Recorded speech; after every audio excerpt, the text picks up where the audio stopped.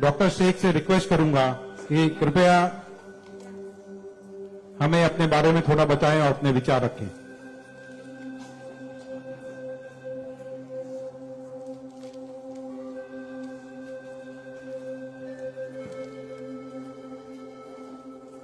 सबसे पहले तो मैं अल्लाह रब्बुल इज़्ज़त की बहुत ज़्यादा शुक्रगुजार हूँ कि उसने मुझे इतनी इज्जत दी और इस मकाम तक पहुँचाया कि मैं अपनी लाइफ के जो फैक्ट्स हैं, जो जर्नी में आपके साथ शेयर कर सकूं।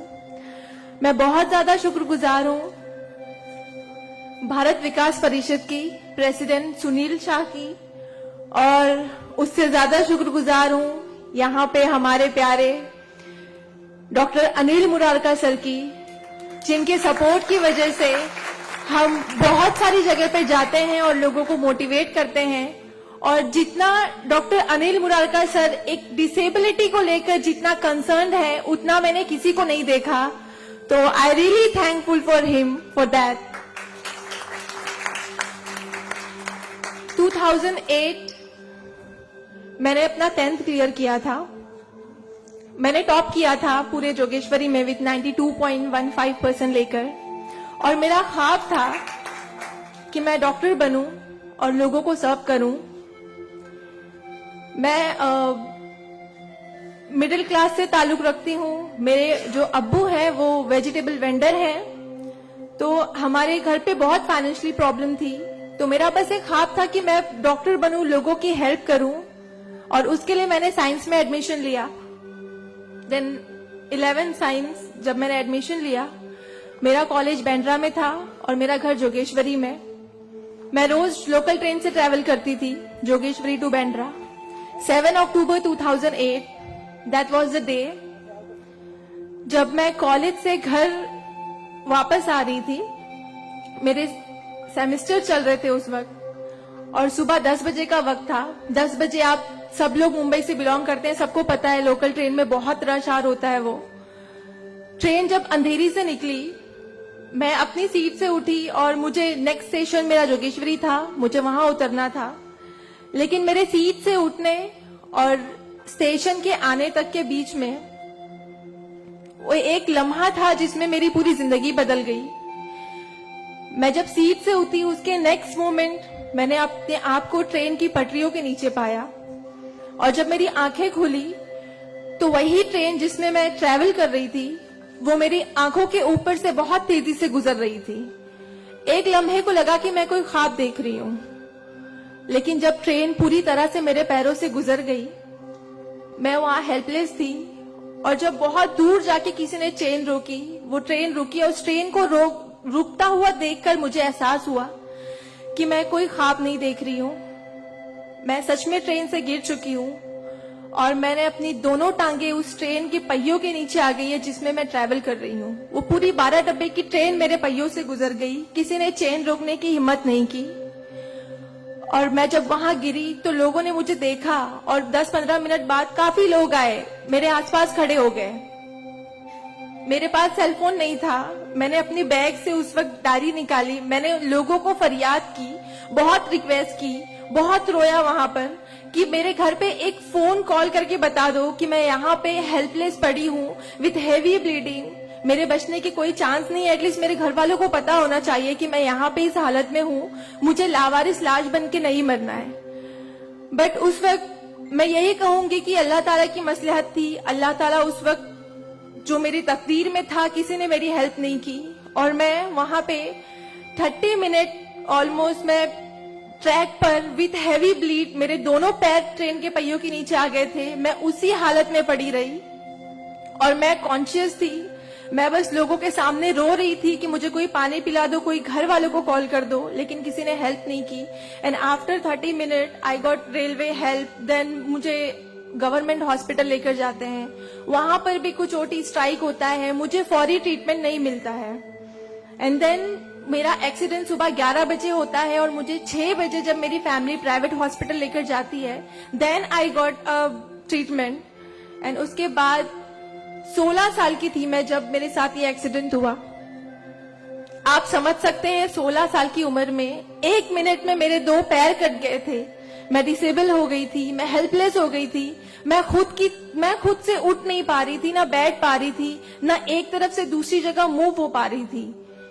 मैं मेंटली डिसेबल हो गई थी, फिजिकली डिसेबल हो गई थी और फाइनेंशियली कंडीशन भी काफी वीक थी। वो सारी चीजें मेरे दिमाग में चल रही थी और जब लोग मुझे देखने आते थे तो कुछ लोग हमदर्दी में नेगेटिव कमेंट्स भी करते थे कि 16 साल की बच्ची है, 2 पैर खो दिए हैं, सारी जिंदगी माँ बाप के ऊपर बोझ रहेगी, ये जिंदा क्यों है, इससे अच्छा ये मर जाती। ये सारी बातें लोग आके जब मेरे सामने करते तो मेरे जहन में वो सारी बातें चलती कि सीरियसली मुझे अल्लाह ने जिंदा क्यों रखा। जब मुझसे दोनों पैर ही लेने थे 16 साल की उम्र में, मैं खुद से मूव नहीं कर सकती हूँ, मेरी मम्मी को इतना सब कुछ झेलना पड़ रहा है। जिस उम्र में मुझे अम्मी की हेल्प करनी चाहिए उस उम्र में वापस से मम्मी मुझे गोद में उठाकर लेकर जा रही है, वापस से मेरी खिदमतें कर रही हैं। तो मेरी जिंदगी का मकसद क्या है? मुझे दोबारा जिंदगी क्यों दी अल्लाह ने? मैं बहुत शिकायतें करती थी अल्लाह से, मैं बहुत रोती थी, लेकिन उस मुश्किल वक्त में मेरे कॉलेज, मेरे स्कूल टीचर्स और बहुत से ऐसे नेक बंदे भी थे जिन्होंने मुझे हौसला दिया। उनमें सबसे पहले मेरी फैमिली आती है, मेरी बड़ी सिस्टर की फैमिली आती है। मेरी मम्मी ने मुझे एक जुमला कहा जो जिंदगी भर और मैं हर फंक्शन में बोलती हूँ, वो कि बेटा तुम रो मत, तुम्हारे साथ आज जो ये हादसा हुआ है, अल्लाह ने तुमसे सिर्फ 2 पैर लिए हैं, तुम्हारे पास तुम्हारा दिमाग है, तुम इतनी फास्ट ट्रेन से गिरी हो, तुम्हारे सर पे चोट लग सकती थी, तुम्हारी जान जा सकती थी, लेकिन अल्लाह ने सिर्फ तुमसे 2 मामूली पैर लिए हैं। क्या पता फ्यूचर में तुम्हारे लिए बहुत कुछ रखा हो।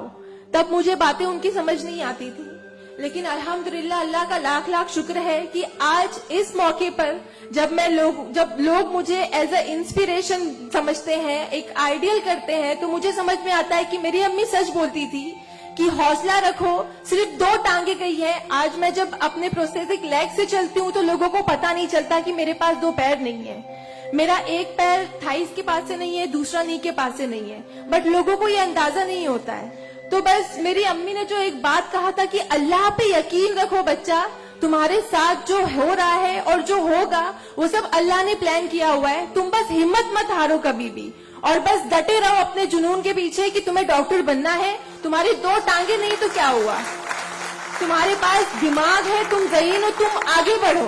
और क्या पता तुम आगे लोगों को लोग तुम्हें आइडियलाइज करें इस चीज को लेके। मेरे डॉक्टर संजय कंधारिया, ऑर्थोपेडिक सर्जन, उन्होंने सबसे ज्यादा सपोर्ट किया इस बात को लेकर कि तू डॉक्टर बन। मैंने अपने जीने की उम्मीद छोड़ दी थी, डॉक्टर बनने की उम्मीद छोड़ दी थी, लेकिन जब उन्होंने मुझे बताया कि तुम डॉक्टर बन सकती हो, तुम बनो, देन मैंने प्रिपरेशन स्टार्ट की। सीईटी कॉमन एंट्रेंस टेस्ट होता है to getting admission in medical college, मैंने वो क्रैक किया। I got 3rd rank all over Maharashtra in PH quota. And after that मुझे बहुत खुशी हुई कि मैंने 3rd रैंक क्लियर किया है। Now I got admission, I will get admission in MBBS. But वहां पर भी एक प्रॉब्लम थी मेरे लिए कि मुझे डिसेबल परसेंटेज 89% डिसेबल हूं मैं, और मेडिकल में एडमिशन के लिए 40 to 70 there is a criteria to get admission for MBBS. मैं मोर देन 70% डिसेबल हूं, ये कहकर मुझे उन्होंने डिनाई किया कि आप एलिजिबल नहीं हो, आप एमबीबीएस में एडमिशन नहीं ले सकते हो, आप डॉक्टर नहीं बन सकते हो। तो उस बात को लेकर मैं बहुत डिप्रेस हो गई। देन मैंने वापस अपने डॉक्टर से हेल्प मांगी। उन्होंने मुझे एक मशवरा दिया कि आप हाईकोर्ट जाओ, बॉम्बे हाईकोर्ट, और जिस बात के लिए एक नॉर्मल स्टूडेंट को सिर्फ पढ़ाई करनी होती है, अच्छा रैंक लाना होता है, मुझे उस चीज के लिए मैंने वो किया, लेकिन उसके बाद भी मुझे बॉम्बे हाईकोर्ट जाना पड़ा। एंड मैं गई, मैंने अब हार नहीं मानी और मैं गई, बिकॉज वो मेरा हक था, मुझे डॉक्टर बनना था। और जब मैंने वापस अपनी नॉर्मल जिंदगी स्टार्ट की अपने प्रोस्थेटिक लेग से, मैंने आना जाना शुरू किया, अकेले ट्रेन ट्रैवल करना शुरू किया, देन मैंने रियलाइज किया कि मेरे अंदर कोई कमी नहीं है, मैं एक नॉर्मल लड़की हूँ, मेरे पास पैर नहीं तो क्या हुआ, मैं लोगों को सर्व कर सकती हूँ, मेरे अंदर पैशन है डॉक्टर बनने का। तो मैंने वो बस अल्लाह पे यकीन रखा और मैंने ये सोचा कि अगर अल्लाह ने मेरी किस्मत में रखा है डॉक्टर बनना तो मैं जरूर कोर्ट में फाइट करूंगी।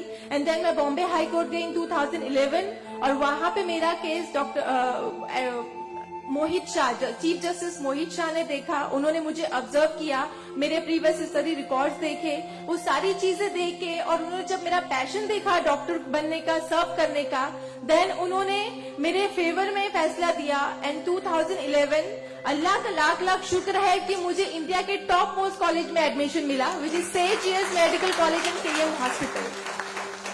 देन 2011 में मैंने अपना एमबीबीएस में एडमिशन लिया। वो जर्नी बहुत आसान नहीं थी मेरे लिए, क्योंकि मेरे पास 2 पैर नहीं है, और जब मेरी काउंसलिंग चल रही थी एडमिशन को लेकर, तो काफी जो डॉक्टर्स का पैनल था उन्होंने मुझे बहुत कुछ हकीकत बताई थी कि आपके लिए डॉक्टर फील्ड आसान नहीं है, इसमें पढ़ाई करना 5.5 साल, आपको एक ओपीडी से दूसरी ओपीडी जाना होगा, और तब मैं 2 क्रचेस यूज करती थी मेरे लिए। तो आपके लिए बिल्कुल भी आसान नहीं है, आप हार जाओगे, 1 साल पढ़ोगे, दूसरे साल आप डिनाई कर दोगे, एडमिशन नहीं लोगे, आप गिव अप कर लोगे। लेकिन बस मैंने दिल में ठान लिया था कि मुझे इन्हें गलत साबित करना है, और मुझे लोगों को प्रूव करके दिखाना है कि एक लड़की जो 89% डिसेबल है, जिसे लोग ये कहकर सुनाते थे कि सारी जिंदगी माँ बाप के ऊपर बोझ पर बनी रहेगी, उन्हें प्रूव करना है कि मैं डॉक्टर बन के लोगों को सर्व कर सकती हूँ। और जो मेरे दूसरे डिसेबल भाई बहन हैं, उन्हें भी शो करना है कि after disability, after accident, post accident जो लाइफ होती है वो आप नॉर्मल गुजार सकते हो अपने हौसले की बनिस्बत। तो मैं बस 5.5 साल मैंने बहुत कोशिश की, बहुत दर्द सहे, लेकिन मैंने अल्हम्दुलिल्लाह 2016 में फर्स्ट क्लास से मैंने अपना एमबीबीएस क्लियर किया।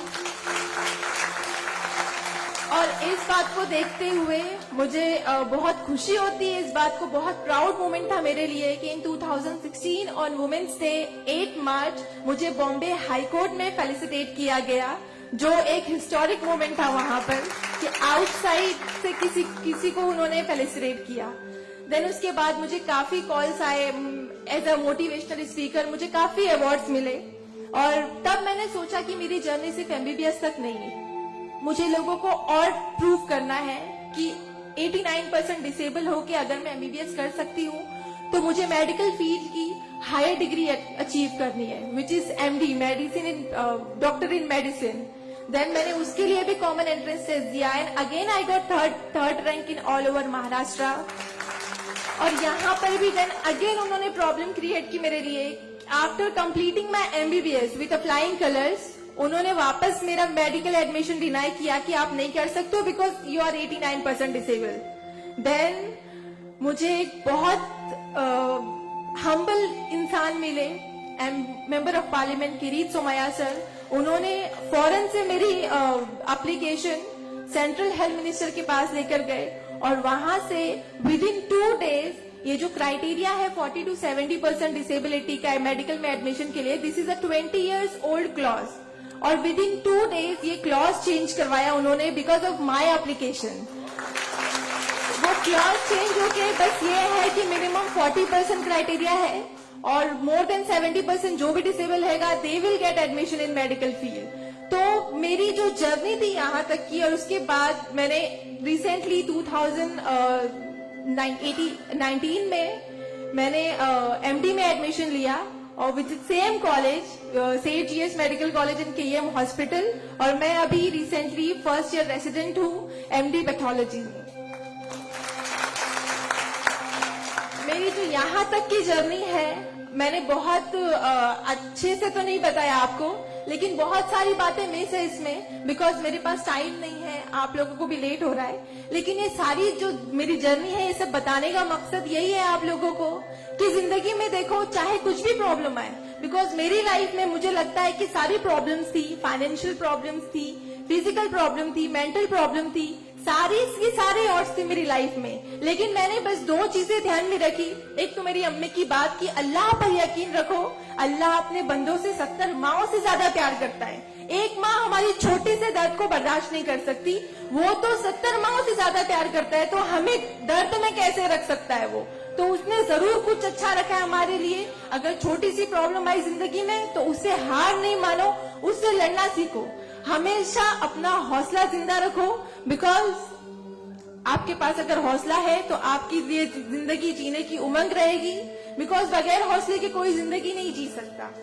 तो आप लोग प्लीज, अगर छोटी से छोटी प्रॉब्लम भी आए, कोई भी परेशानी आए, आप लोग लड़ना सीखिए और जिंदगी जीना सीखिए।